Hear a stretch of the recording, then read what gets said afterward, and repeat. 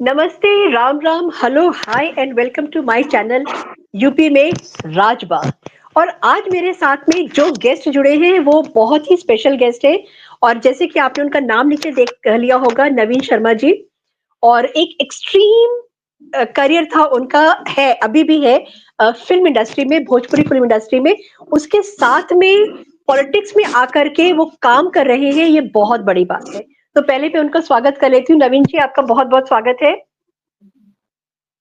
नमस्कार, प्रणाम आप सभी दर्शकों को प्रेम स्नेह। और मेरे साथ में जुड़ी है Babita Agarwal ji, very dynamic lady, very grounded lady. बहुत मन के साथ में जो सोशल वर्क, एक्चुअली में सोशल वर्क जो होता है वो करती हैं, और उनसे आप पहले भी मेरे चैनल पे मिल चुके हैं। बबीता जी, आपका बहुत बहुत स्वागत है। धन्यवाद धन्यवाद। आप दोनों लोगों का मेरे चैनल पे बहुत बहुत स्वागत है एक बार फिर से। धन्यवाद, नवीन जी, बहुत बहुत आभार। ये हम लोग असल में सनातनी, हम लोग हिंदू है ना, तो जितनी बार भी नमस्ते और ये बोलेंगे ना तो हमारा मन भरता नहीं है कभी भी। क्योंकि गुड विशेस देना और लेना, बहुत लालची होते हैं हम लोग, देते भी हैं और लेते भी हैं गुड विशेस। बिल्कुल सही, बिल्कुल नवीन सही। जी, जी नवीन जी, मैं आपसे शुरू करूंगी। आप एक अभिनेता हैं, और वो भी भोजपुरी इंडस्ट्री में अभिनेता है, जो कि बहुत ज्यादा पहले कुछ सालों तक तो वेल नोन नहीं थी, लेकिन अब बहुत नाम होने लगा है। और भोजपुरी फिल्म इंडस्ट्री के एक्टर्स को लोग अब पहचानने लगे हैं, जानने लगे हैं। तो मैं आपसे ये जानना चाहती हूँ कि फिल्म अभिनेता तो आप हैं, और एक ऐसा करियर जो कि आपको बहुत ज्यादा पॉपुलर भी बनाता है और बहुत बैलेंस करके आपको रखना पड़ता है। सेम वे पॉलिटिक्स भी वही चीज है जहां पे आप बहुत पॉपुलर हो जाते हैं, फिर भी आपको बैलेंस बना के पब्लिक लाइफ पे रहना पड़ता है। तो ये जो सफर है आपका फिल्म इंडस्ट्री और फिल्म इंडस्ट्री से पॉलिटिक्स में, ये कैसे शुरू हुआ और क्यों शुरू हुआ? देखिए, सबसे पहले बहुत बहुत धन्यवाद, आपने बड़ी मन की बात की। और जैसे कि हमारे आदरणीय प्रधानमंत्री जी करते हैं हम सब देशवासियों के लिए। सबसे पहले मैं जरूर बताना चाहूंगा कि बचपन से मुझे कला जगत से बड़ा प्रेम स्नेह रहा। और मैं अपने स्कूल और कॉलेज के दिनों में नाट्य और नृत्य दोनों का संयोग बनाकर मैं अपने बचपन से स्कूल के दिनों में बड़ा फेमस हो रहा था।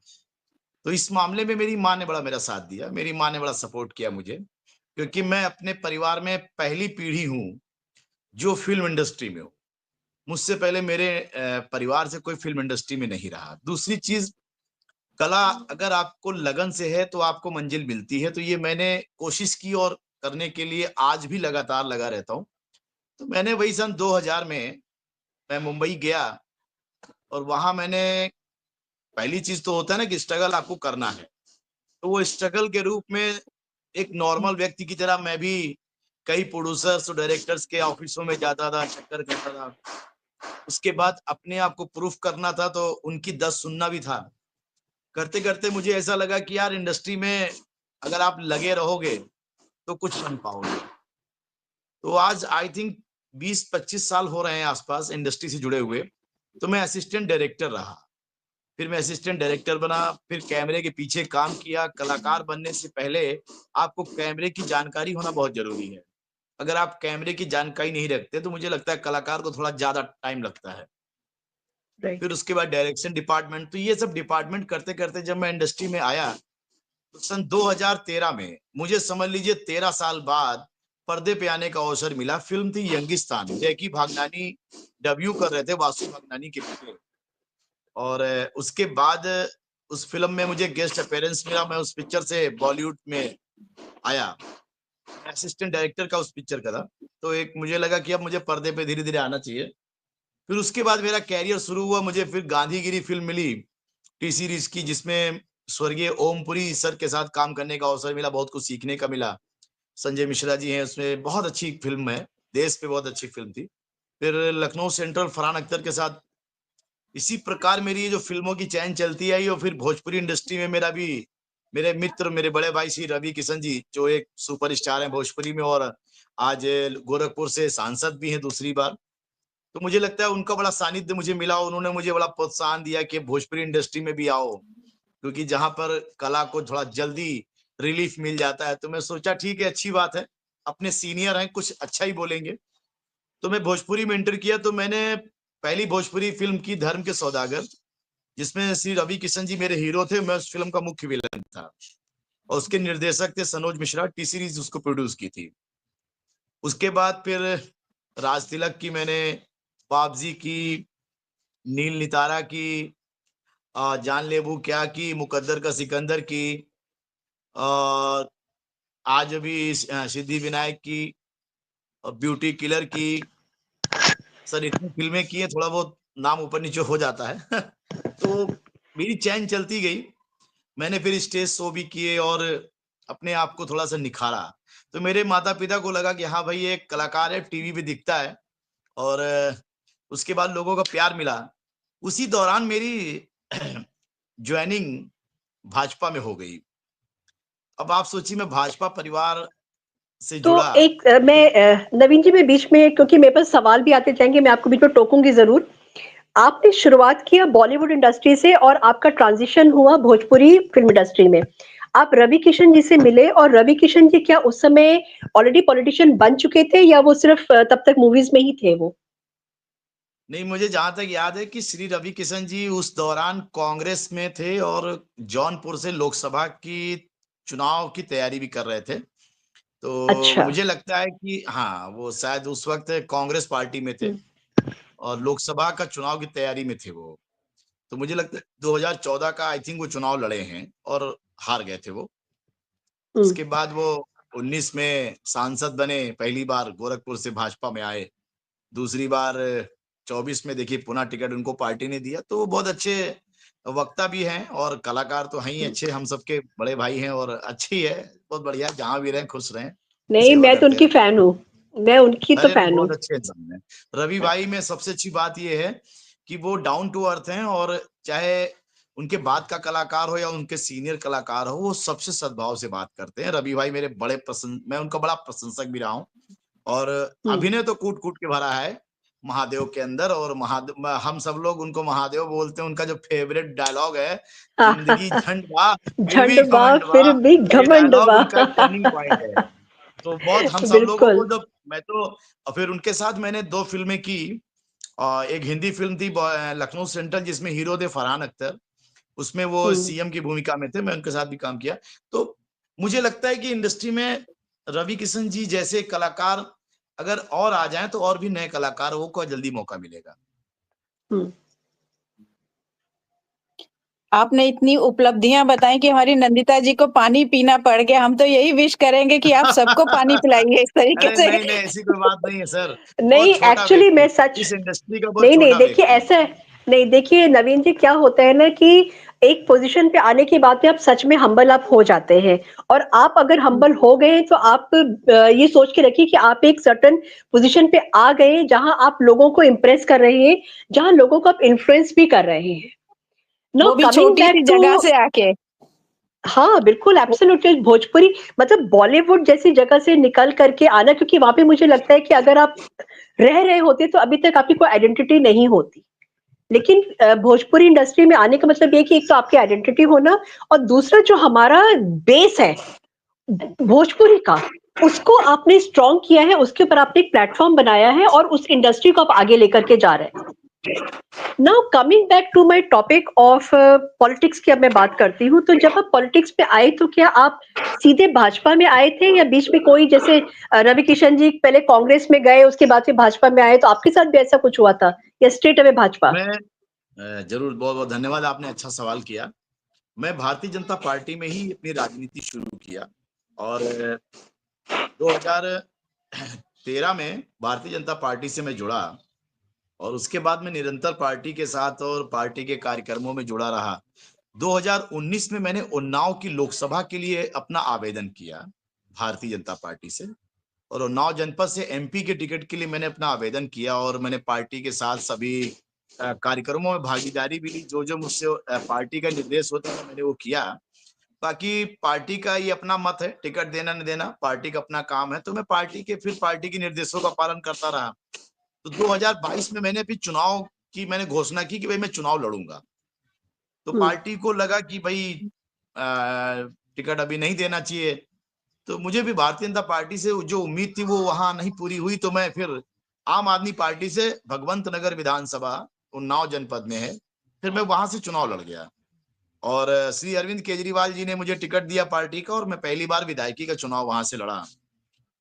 अब ये तो पता है कि भाई देखिए, उत्तर प्रदेश में आम आदमी पार्टी का कोई स्थान अभी तक जनता के बीच में नहीं है, और जिसके बारे में भाई बड़ा प्रयास भी करना चाहिए पार्टी को, जनमानस को। फिर भी मैंने संकल्प लिया एक राष्ट्रीय पार्टी से चुनाव लड़ने की, और जो फर्स्ट टाइम मेरे जीवन में था कि मुझे एक एक्सपीरियंस लेना बहुत जरूरी था, क्योंकि अगर मैं बड़ी पार्टी से टिकट मांग रहा हूं तो मुझे छोटी पार्टी से चुनाव लड़कर कहीं ना कहीं अपने आप को बताना पड़ेगा कि सर मैं भी हूं। सर यहाँ पर आप खुद को प्रूफ करने के लिए कुछ ना कुछ करना चाहिए। तो सर वो मैंने किया, जनता का आशीर्वाद मिला। 4 लोग खड़े हैं, जीतेगा तो कोई यही, और फिर बाकी तो मोदी जी की महिमा है। जो मोदी जी की महिमा थी तो उस महिमा में भाई मोदी जी के साथ जुड़ने वाले लोग आगे हुए। फिर मैं 2022 के चुनाव के बाद मुझे भारतीय जनता पार्टी में पुनः सदस्यता दिलाई गई, जिलाध्यक्ष श्री अवधेश कटियार जी उन्नाव जनपद के द्वारा। तो ये सब मेरा स्थान वहां से रहा। फिर अब पार्टी के दिशा निर्देश के साथ अब मुझे जो भी टीवी पे पहुंचकर बैठकर पार्टी के लिए बोलना पड़ता है वो संदेश देता हूं, जो पार्टी की नीतियां हैं, जनमानस की नीतियां हैं। अब धीरे धीरे अब आगे तैयारी है, 2027 आ रहा है, फिर 2029 भी आ रहा है। तो मेरा आगे फोकस जो है 2029 के लोकसभा चुनाव का है, और मैं माननीय मोदी जी के एक विजन को बहुत पसंद करता हूं। जैसे वो कहते हैं कि हमें नौजवानों को आगे लाना चाहिए राजनीति में, तो मुझे लगता है कि जो मेरी अब एज फैक्टर है 40+, तो मुझे लगता है कि 40+ वालों को लोकसभा के लिए अब जरूर मोदी जी आशीर्वाद देंगे। और मैं कोशिश करूंगा, पार्टी से फिर अनुरोध करूंगा कि मुझे उन्नाव लोकसभा से पार्टी अपना सेवक बनाए, जाकि मैं जनता की सेवा कर सकूं। मेरे भी कुछ विजन है, मैं भी उन्नाव की जनता के लिए कुछ करना चाहता हूं। माँ गंगा वहां भी है जैसे बनारस में है, और माननीय परम पूज्य श्री नरेंद्र मोदी जी के अंदर एक चीज अच्छी है कि वो भी माँ गंगा के बेटे के रूप में बनारस के सांसद हैं, और उनका भी नाम श्री नरेंद्र मोदी जी 5 अक्षरों का है। और मैं तो छोटा सा एक कण हूं उनके पैरों का और माँ गंगा के, कि नवीन शर्मा मेरा भी नाम है 5 अक्षरों का है। मैं भी माँ गंगा की सेवा करने के लिए अपने जनपद उन्नाव का सेवक बनना चाहता हूँ। यही मेरी प्रार्थना है ईश्वर से। तथास्तु, आपको ऐसा मिलेगा ही टिकट, होगा। हम लोग साथ हैं। सर जय जय और जय मैं कहूँ शारदे, जय शारदे। शीघ्रम भूलिएगा तथास्तु, नहीं, हम ही बिल्कुल लोग ऐसा ही कन्वेंसिंग होगा। कराने आएंगे।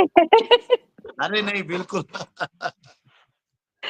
अच्छा नवीन जी, मैं अब थोड़ा सा बात करूंगी कोर पॉलिटिक्स में आकर। ये तो आपने अपना बैकग्राउंड मुझे बता दिया। कोर पॉलिटिक्स पे एकदम से अभी मैं देख रही हूँ कि मोदी जी के आने के बाद पे हिंदुत्व हमारा आगे बढ़ा था, सनातन भी हमारा आगे बढ़ना शुरू हुआ था, लेकिन इस समय जो आग लगी हुई है वो आग अनपैरेलल है। और उसपे योगी जी ने जो अब की बार एक बटेंगे तो कटेंगे वाला जो नारा दिया है, मुझे मतलब पर्सनली मुझे लगता है कि मोदी जी ने जो कहा एक है तो सेफ है, उससे ज्यादा लोगों के जहन तक पहुंचा है। और लोग जो सुनना चाहते हैं, जो जानना चाहते हैं, वो जो स्लोगन आया है योगी जी का, उससे वो रेजोनेट किया है। आप ग्राउंड पे हैं, आप लोगों से डायरेक्टली मिलते हैं, हम लोगों से ज्यादा आप संपर्क में रहते हैं, तो उस नारे का असर आपने क्या देखा उत्तर प्रदेश में? और अगर उत्तर प्रदेश के बाहर आप गए हैं तो वहां पे आपका एक्सपीरियंस कैसा रहा? क्योंकि योगी जी ने अभी महाराष्ट्र इलेक्शन में जाकर के बहुत धड़ाधड़, जिसको कहते हैं ना, आग लगाई है वहां पे जाकर के इस नारे को लेकर के। और हम जो महाराष्ट्र लेकर के आए हैं जिस तरीके से, मुझे लगता है कि योगी जी का बहुत बड़ा योगदान है। But as a ground worker आपका एक्सपीरियंस क्या रहा? देखिए, सबसे पहले तो मैं जरूर ये बात कहना चाहूंगा कि भारतीय जनता पार्टी की केंद्र में जो सरकार है, सरकार संपूर्ण भारतवर्ष के राज्य के लिए, वो किसी एक राज्य के लिए तो है नहीं। तो जो संदेश है वो केंद्र सरकार का है कि भाई सबसे पहली चीज है कि हमें पूरे हिंदुस्तान को एक होना चाहिए। अगर हम पूरा हिंदुस्तान एक होगा, भारत एक होगा, तो बांग्लादेश जैसा हाल नहीं होगा हमारा। तो हमें भारत को एक रहेंगे तो सेफ रहेंगे। ये संदेश किसी धर्म जाति के लिए नहीं है, ये भारतीय लोगों के लिए संदेश है। और हमारे वहां हिंदू, मुस्लिम, सिख, ईसाई, जैनी, पार्षद सभी लोग हैं।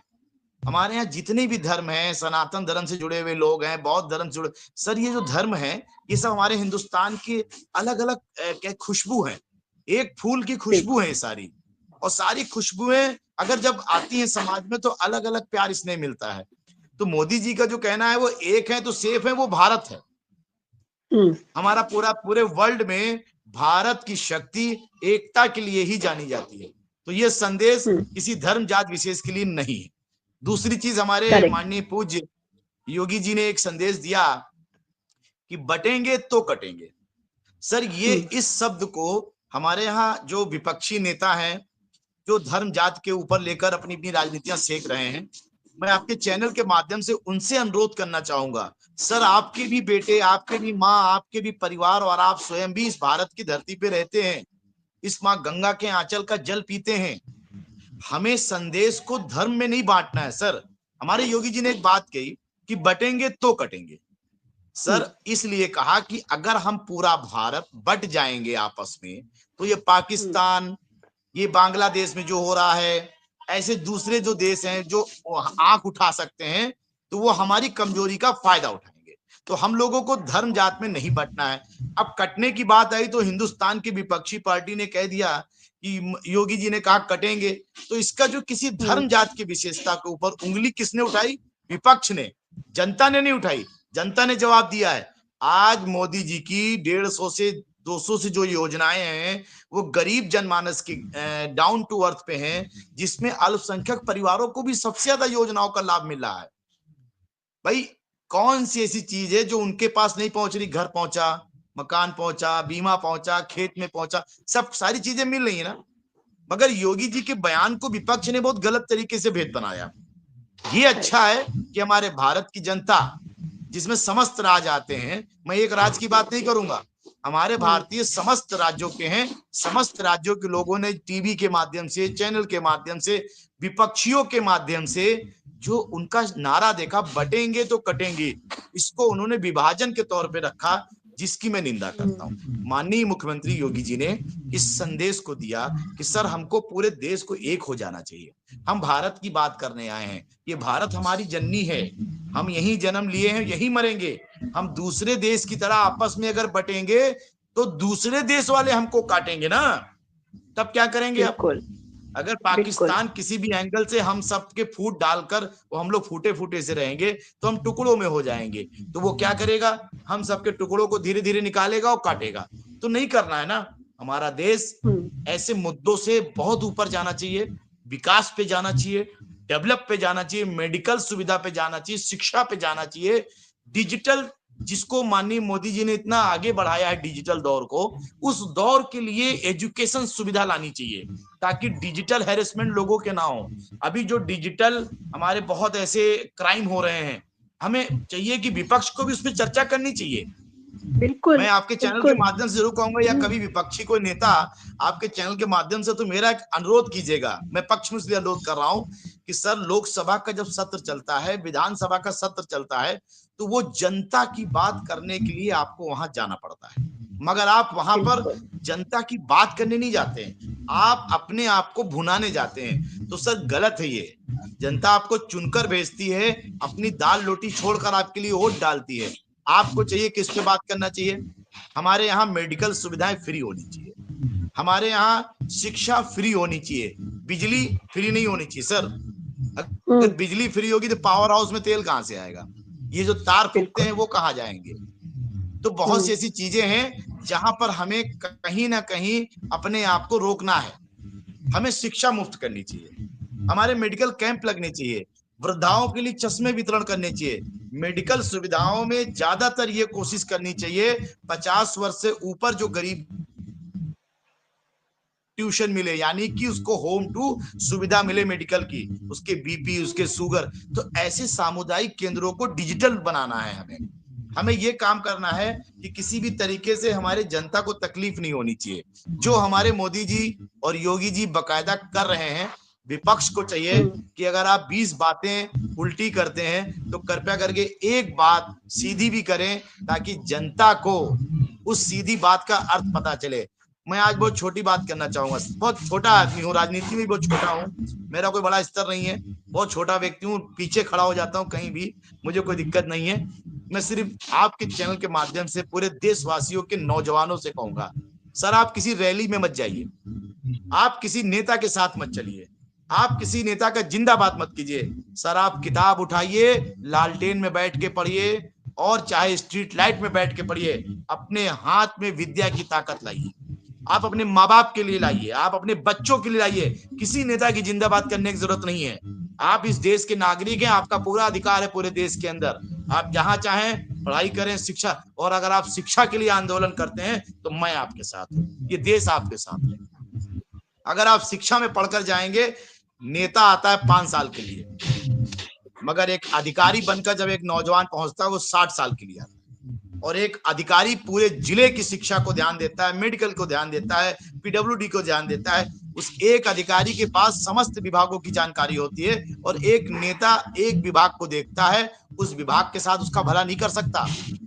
हमें शिक्षा की जरूरत, हमें अपने बच्चों को राजनीति दिखानी चाहिए, पढ़ाना उन्हें सामाजिक चाहिए, ताकि वो समाज के स्तरों को समझे।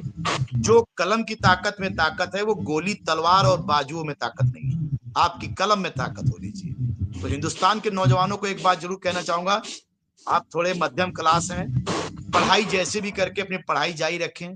पढ़ाई के लिए अगर आप लोन लेते हैं तो वो बुरा नहीं है, मगर एक बार अगर आप अपने घूमने फिरने के लिए बड़े बड़े पैकेज ले रहे हैं तो मुझे लगता है ये जवानी दोबारा नहीं आएगी मेरे दोस्त। आपको शिक्षा में ध्यान देना चाहिए, आप शिक्षा के लिए बने हैं। तो सर, हमारा देश जो 2047 तक मोदी विजन होना है, उसके लिए मोदी जी ने एक ही बात कही है, आपको पढ़ना है बॉस। जब आप पढ़े लिखे हो जाएंगे तो कोई नेता आपका गलत फायदा नहीं उठा सकता, आपको कोई अपने घर पे गुलामी नहीं करा सकता, आपको धर्म जाति के पीछे भड़का नहीं सकता। आज मैं जरूर कहना चाहूंगा आपके चैनल के माध्यम से, हमारा अल्पसंख्यक परिवार बहुत अच्छा परिवार है। अगर वो ठीक से पढ़ जाए, अपने बच्चों को शिक्षा दे दे, अपने बच्चों को सही जानकारी दे, अपने संस्कार दे, तो गीता कुरान में कोई फर्क नहीं। कुरान में भी सम्मान और रिस्पेक्ट लिखा है, गीता में भी वही लिखा है, कर्म करोगे तो जैसा करोगे वैसा पाओगे। तो जब सारे ग्रंथ हमारे पूजनीय हैं तो हम ग्रंथों को खोल कर देखें ना, हम ग्रंथों को ऊपर रख के देख के नहीं कुछ हो सकता। बिना किताब के खुले पन्नों से हम इतिहास की जानकारी नहीं ले सकते हैं। तो हमें इतिहास की जानकारी लेने के लिए हमारे किताबों को खोलना पड़ेगा, हमें लोगों को समझना पड़ेगा। तो बस नौजवानों को पढ़ना पड़ेगा। जरूर पढ़िए सर, चाहे आप 24 घंटे में 1 घंटा पढ़िए, मगर 1 घंटा अगर पढ़िए तो दिल से पढ़िए। वैसे मेरे पिताजी कहते हैं कि सुबह 5 बजे का अगर पढ़ना आपको नसीब हो जाए तो जीवन में आपको आगे बढ़ने से कोई नहीं रोक सकता। क्योंकि जब सूरज ढले आप पढ़ना शुरू करते हैं, और जैसे ही सूरज की किरण निकलती है, वो रोशनी समाज में जब विख्यात होती है तो वो एक तरीके से विजात बन के आती है। वो बहुत बढ़िया बात की। नवीन जी, मेरा आखिरी सवाल, आप मूवीज में भी हैं, आप पॉलिटिशियन भी हैं, तो जब आप समाज में उतर करके जाते हैं तो क्या आपका अभिनेता वाला जो रूप होता है वो आपको एज अ पॉलिटिशियन मदद करता है? क्या ऐसा होता है कि लोग इस वजह से ज्यादा अट्रैक्ट होते हैं और आपकी बातें ज्यादा सुनते हैं? फायदा करता है आपको? बहुत अच्छा क्योंकि आप बहुत ब्लेस्ड हैं आप, क्योंकि 2 करियर, और वो भी 2 करियर मतलब जिनकी कोई बराबरी नहीं है, एक यहाँ है और दूसरा भी यहीं पर है, ऊपर नीचे कोई करियर नहीं है, और दोनों में मतलब उतना ही फिसलन है, उतनी ही जमीन मजबूत है दोनों जगह पे। लेकिन क्या, क्योंकि आप डबल रोल में हैं, जब आप पब्लिक पे जाते हैं तो आपका अभिनेता होने से आपको फायदा मिलता है पॉलिटिक्स में, राजनीति में? बहुत अच्छा सवाल किया है। ये उन सभी कलाकारों के लिए भी एक बहुत बड़ा रिस्पेक्ट है, और ये सवाल सभी कलाकारों के प्रति और सभी जो कलाकार से नेता बने हैं उन सब के लिए भी है। मैं बहुत बहुत धन्यवाद देना चाहूंगा आपके ऐसे सवाल के लिए।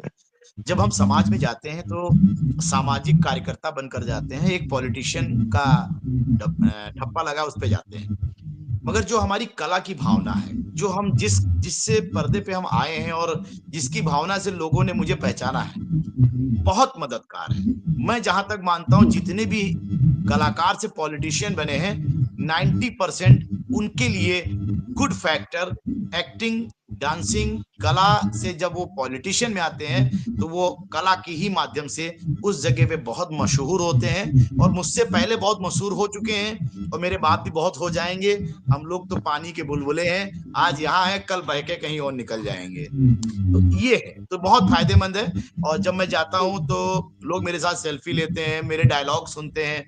मंच पे जब मैं पार्टी के लिए प्रचार करने जाता हूँ तो वहां पे डायलॉग सुनने के लिए डिमांड आती है, बहुत ऐसे लोग हैं जो आपकी तरफ बढ़ने की कोशिश करते हैं, तो थोड़ा बैरिकेडिंग होती है हम लोगों की सुरक्षा के तहत, तो वहाँ हम लोग थोड़ा सा, मगर तब भी मैं कोशिश करता हूँ मैं आम जनमानस के बीच रहूं और मैं जाता हूँ मिलने, मैं लोगों को मिलता हूँ। मेरे अंदर कोई सेलिब्रिटी भाव नहीं रखता हूँ, मैं एक नॉर्मल व्यक्ति का भाव ही रखता हूँ। कोई भी मिलता है मैं उससे जरूर मिलता हूँ, दिल से मिलता हूँ, कोशिश करता हूँ सदा ऐसे ही रहूं। और जीवन में एक छोटे से 2 शब्द हैं मैं कहना चाहूंगा, मुकम्मल जहां हमने बनाया, मुकम्मल जहां हमने बनाया, ताकि सारी दुनिया इस पे आराम फरमा सके। तो हम सबको एक कुछ चीजें बनाते हुए जाना है ताकि सारी दुनिया उस पे आराम करे। हमें सबसे पहले तो अपने राष्ट्र के लिए सोचना है। अगर हमारा राष्ट्र सुरक्षित है तो हम सुरक्षित हैं। अगर हमारा राष्ट्र सुरक्षित है तो हमारा परिवार सुरक्षित है। हमारा राष्ट्र सुरक्षित है तो हम खुद भी सुरक्षित हैं। तो हमें राष्ट्र सुरक्षित होना चाहिए और भारतीय सैनिक का कभी अनादर नहीं करना चाहिए। हम ट्रेन में, बस स्टॉप या कभी ऑन रोड कभी किसी भारतीय सैनिक को देखें, हमें उसे रिस्पेक्ट देना चाहिए। कोशिश करना चाहिए अगर वो हमारे अगल बगल है तो हमें उसको स्टैंड अप करके उसको बिठाना चाहिए।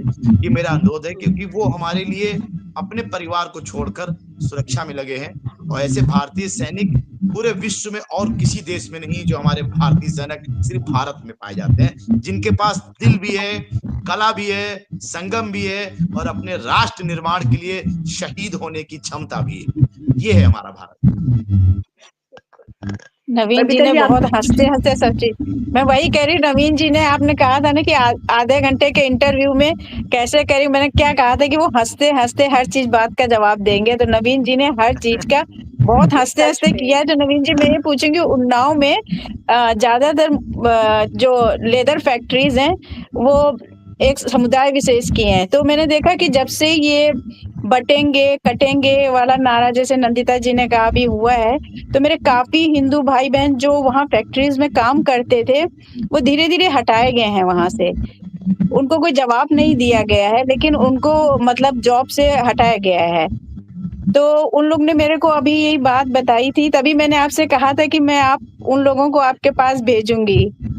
तो उस बारे में आप क्या कहेंगे? क्योंकि इतना बढ़िया बोले, तो मैं कहती हूँ कि वहाँ के लोगों का वहीं से शुरुआत करिए, जिससे वो लोग आपसे जुड़े भी और उनका भी मैं आत्मविश्वास बढ़े, जो घट रहा है इस टाइम पे।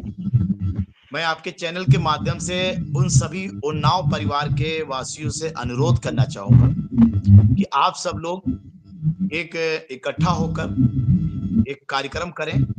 कार्यक्रम बिना पैसे का होना चाहिए। चाय नाश्ता मेरे तरफ से होगा, जहां वो मैं उन सबको मिलूंगा और वो अपनी बात पूरी हमें बताएं कि किस किस फैक्ट्रियों में हमारे कितने भाई, हिंदू भाई हैं जो बेरोजगार किए जा रहे हैं, जो मुस्लिम भाई हैं वो बेरोजगार किए जा रहे हैं, सिख भाई बेरोजगार किए जा रहे हैं। हमें सबसे पहले ये ध्यान देना है, सर अगर हमारे उन्नाव की धरती पे ये फैक्ट्रियां लगी हैं तो 65% उन्नाव के लोगों को ही नौकरी मिलनी चाहिए। ये हर एक जिले की रणनीति होनी चाहिए, क्योंकि जिस जिले में हम आपको व्यापार दे रहे हैं, हम आपको बढ़ा दे रहे हैं, वहां पर दूसरे राज्यों के लोग आकर हमारे यहाँ के लोगों को बेरोजगार करेंगे। ये बिल्कुल असहनीय दर्द है। जिस तरह मुझे लगता है कि किसी भी नेता को इसके ऊपर आंख नहीं बंद करनी चाहिए। मैं आपके चैनल के माध्यम से हमारे उन्नाव जनपद के परम पूज्य श्रद्धेय श्री साक्षी नंद साक्षी महाराज जी सांसद है हमारे, मैं उनसे अनुरोध करना चाहूंगा और अब मैं आपके इस विषय को लेकर उनसे पर्सनल मुलाकात भी करूंगा, जिसकी सोशल साइट पे आपको तस्वीरें भी मिलेंगी कि मैंने चर्चा की कि सर उन्नाव के जितनी भी हमारी ये ट्रेनरीज हो, जितनी भी हमारे फैक्ट्रीज हो, किसी भी हिंदू भाई को बेरोजगार ना होना पड़े, इसके लिए आप इंडस्ट्री एसोसिएशन से मिलकर इस पर चर्चा करें। और मैं इस मुद्दे को उठाऊंगा श्री नंदी साहब जो हमारे मंत्री हैं उत्तर प्रदेश में, और मैं उनसे भी इसकी चर्चा करूंगा।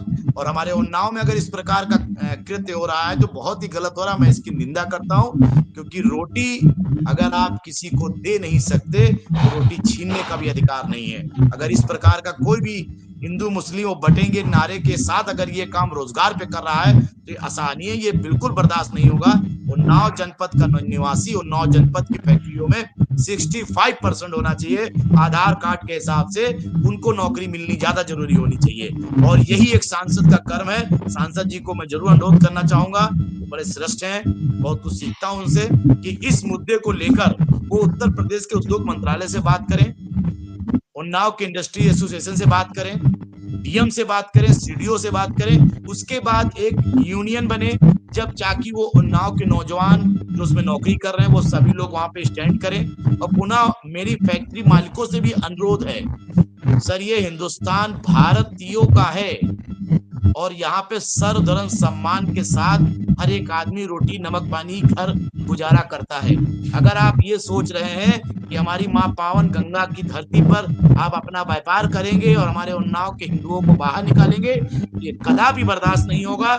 आपको ससम्मान हम सब रिस्पेक्ट देते हैं क्योंकि आप हमें रोटी देने का काम कर रहे हैं। तो हमारे उन्नाव के नौजवानों को, हमारे उन्नाव के काम करने वाले मजदूरों को आप उन्नाव में काम दीजिए। काम उनको आता है, उन्नाव के हुनर को पूरा दुनिया सलाम करता है, तो इसलिए आपको भी करना चाहिए। मैं आदरणीय बबीता जी बहुत बहुत धन्यवाद देना चाहूंगा, आपने विषय उठाया है और मैं आपके विषय को अब ये समझ लीजिएगा, मैं आपके विषय को खलबली मचा दूंगा क्योंकि ये विषय आपका नहीं है। ये विषय 35 लाख बेरोजगार लोगों का होगा उन्नाव में। जो लोग आज इनके बच्चों की फीस जाती होगी, बंद हो गई होगी, जिनके बच्चों में घर के राशन आते होंगे, बंद हो गए होंगे, जिनके यहाँ बीमारियां परिस्थितियों में डॉक्टरों के लिए पैसे होंगे खराब, बंद हो गए होंगे। तो ये गलत है। और अगर इस हिसाब से कोई फैक्ट्री मालिक ये सोच रहा है कि मैं ये काम करूंगा, बटेंगे कटेंगे, हिंदू अलग मुस्लिम अलग, तो सर फैक्ट्री भी बंद हो सकती है। ये नवीन शर्मा कह रहा है, ये गलत है तो गलत है। आप धर्म के हिसाब से रोजगार नहीं चलाएंगे, आप रोजगार रोटी कपड़ा और मकान के लिए चलाएंगे। आपको रोजगार समाज के विकास के लिए चलाना होता है। आपको उत्तर प्रदेश की धरती ने सम्मान दिया है, आपको जमीन दी, आपको फैक्ट्री लगाने का अवसर मिला। और कोई भी मालिक तब तक मालिक नहीं होता है जब तक मजदूर की टीम उसके साथ ना हो। अगर मजदूर नमस्ते नहीं करेगा तो कोई मालिक नहीं होता है। मालिक सिर्फ ऊपर वाला है। सर मैं आपकी बात को सलाम करता हूँ, हृदय से प्रणाम करता हूँ और साथ ही साधुवाद करता हूँ कि आपने बहुत जनमानस के हित का सवाल उठाया है। और ये कोई राजनीति नहीं है, ये कोई राजनीति नहीं है। और मैं विपक्ष के लोगों से भी कहना चाहूंगा, 24 घंटे धर्म विरोधी बात करते हो, उन्नाव में आकर भी इन गरीबों के लिए बात करो, मुझे खुशी होगी। और ये श्री अखिलेश यादव जी से भी अनुरोध है, उन्नाव में भी आपका वोट बैंक है, आप वोट बैंक की राजनीति करते हैं और हम जन विकास की राजनीति करते हैं। आपको भी उन 35 लाख बेरोजगार लोगों के लिए आवाज उठानी चाहिए, कहना चाहिए। बाकी मैं इस सवाल को ऊपर ले जाऊंगा और आपके जनमानस को धन्यवाद देना चाहूंगा कि आपने उनके मन की बात, ये है मन की बात जो जनता अपने साथ महसूस करे। मैं इसीलिए नंदिता जी से पहले बोला कि नवीन जी को आज मंच पे बुलाया जाए, जिससे वहाँ की बात, और आप इतना हंस के हर चीज करते, मैं सही में दिल से बता रही हूँ कि मैं बहुत बड़ी फैन हूँ आपकी। अरे अब मैं भी आप सबके सानिध्य में मुझे बहुत कुछ सीखने को मिलता है और मैं आशा करूंगा कि ये जो आज आपके द्वारा साक्षात्कार हुआ है ये हर जनमानस तक जाएगा और आप बिल्कुल ये जनमानस तक जाएगा, चाहे मुझे अपनी मेहनत करनी पड़े। नवीन जी, मैं इसी चीज के लिए रिक्वेस्ट करूंगी क्योंकि मेरा और बबीता जी का एक लक्ष्य ये है कि हम लोग इस चैनल पे सिर्फ उन लोगों को बुलाएं जो वाकई में समाज के कुछ करना चाहते हैं या जिनकी वजह से समाज में एक चेंज आ रहा है।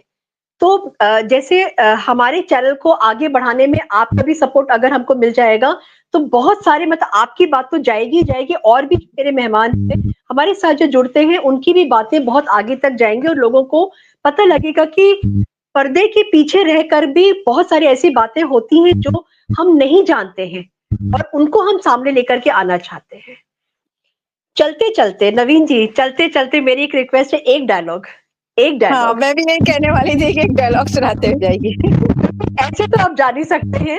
और देखिए अभी जो मेरी रिसेंटली फिल्म आने वाली है सिद्धिविनायक, जिसका मैं हीरो हूँ और विलन मुझे मारता है, मेरी पत्नी को मार देता है फिल्म में, तो मेरी आंखों से ब्लड टपक रहा होता है और मैं उस विलन को देखकर बोलता हूँ, मौत रिश्वत नहीं मांगती है तो सिर्फ मौत। तुमने मेरी जिंदगी जरूर बर्बाद की मगर मेरा समय बर्बाद नहीं किया। मैं तुम्हें तुम्हारी ही जगह पे मारूंगा, वो समय भी मेरा होगा, जगह तुम्हारी होगी। सिद्धिविनायक। क्या बात कहला हुआ। मैं थोड़ा सा सोच रही, क्या बात कहले हुआ। बस मजा आ गया। बहुत बहुत आपको नई मूवी के लिए, आपकी सारी मूवीज के लिए बहुत बहुत बधाइयाँ, बहुत बहुत शुभकामनाएं। और आप ऐसे ही आगे बढ़ते जाइए, मूवीज में भी आगे बढ़िए और पॉलिटिक्स में भी आगे बढ़िए और मार्गदर्शन करिए, हमको आगे बढ़ाइए, खुद आगे बढ़िए, जनता को आगे बढ़ाइए, ताकि सबका कल्याण हो और जो मोदी जी का विजन है वो भी पूरा हो, जो योगी जी का विजन है वो भी पूरा हो। बबीता जी और नवीन जी, आप दोनों का बहुत बहुत धन्यवाद मेरे साथ जुड़ने के लिए। और मैं आशा करती हूँ कि जो बातें आज नवीन जी ने बोली हैं वो बातें बहुत दूर तक जाएंगी, और जो विषय, बहुत इंपॉर्टेंट विषय बबीता जी ने उठाया था, उसके ऊपर अब एक्शन जरूर होगा। और जिसके घर में रोटी नहीं है उसके घर में रोटी भी होगी, उसके घर में चावल भी होगा, उसके घर में दाल भी होगा, और उसके बच्चे स्कूल पढ़ने जाएंगे। इसी आशा के साथ बहुत बहुत धन्यवाद आप दोनों लोगों का मेरे चैनल पे आने के लिए। जय हिंद, जय भारत, भारत माता की जय।